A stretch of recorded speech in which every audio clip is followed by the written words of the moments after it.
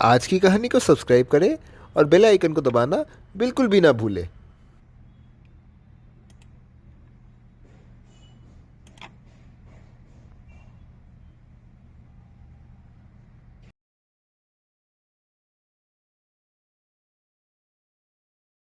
एक ब्राह्मण अपने 3 पुत्र पुत्री संग गांव में रहता था। उसकी पुत्री गरीब होने के साथ साथ शैतान भी थी। वह जिस किसी लड़के के संपर्क में आती थी वह उससे विवाह करने को कहती थी। वह पुत्री बड़ी होती है और उसको विवाह करने के लिए उसका परिवार व्यस्त हो जाता है। उस निकट वन में खूंखार बाघ रहता था जिसके पास अलौकिक शक्तियां थी। वह विभिन्न प्रांतों तथा जगहों में जाकर भोजन की तलाश करता है। वह बाघ मनुष्य को भी खोजता था जो कि उसके लिए स्वादिष्ट पकवान बना पाए। तभी वह ब्राह्मण की पुत्री के बारे में सुनता है और अगले दिन वह ब्राह्मण के वेश में जाता है। अगले सवेरे को एक शास्त्री के रूप में घाट के किनारे जाकर बैठ जाता है। वह ग्रंथ पढ़ता है और उसको देखकर कई लोग हाजिर होते हैं। वे सभी उस ग्रंथ को सुनने के लिए इकट्ठा हो जाते हैं।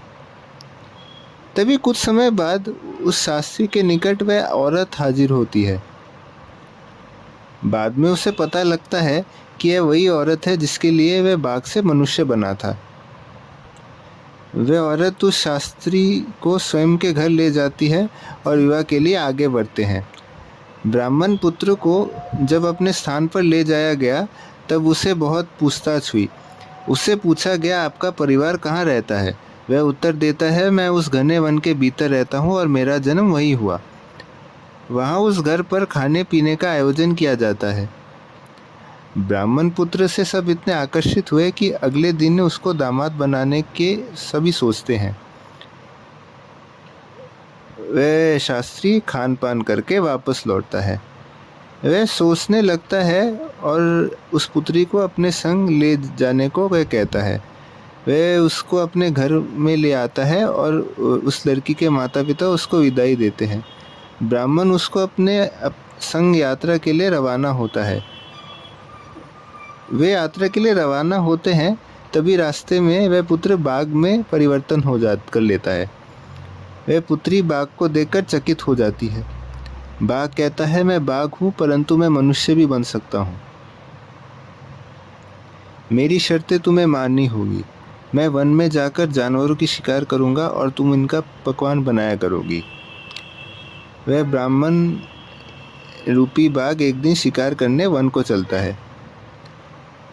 वह ऐसा कुछ महीने तक करता रहता है।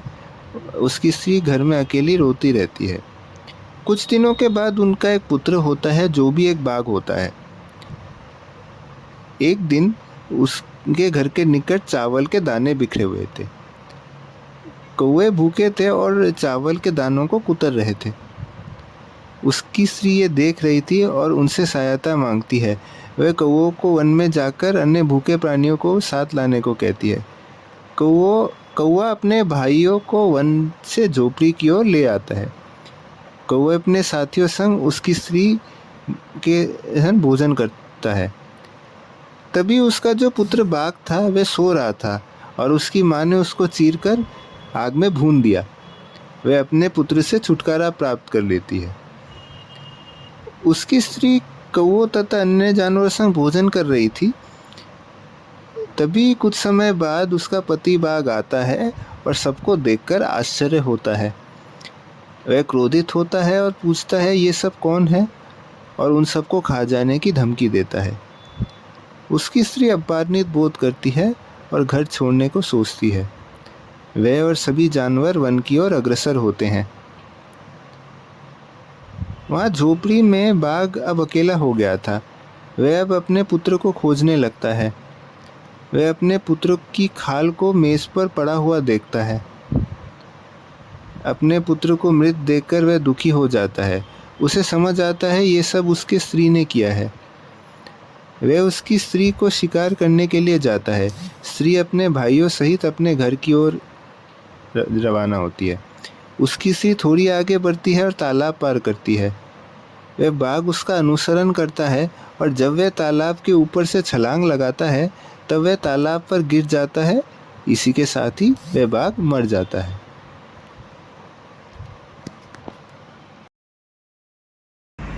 तो ये थी आज की कहानी। आज की कहानी पसंद आई हो तो कहानियों को कीजिए लाइक, कहानी को कीजिए शेयर और आज की कहानी चैनल को कीजिए सब्सक्राइब और बेल आइकन को दबाना बिल्कुल मत भूलिए।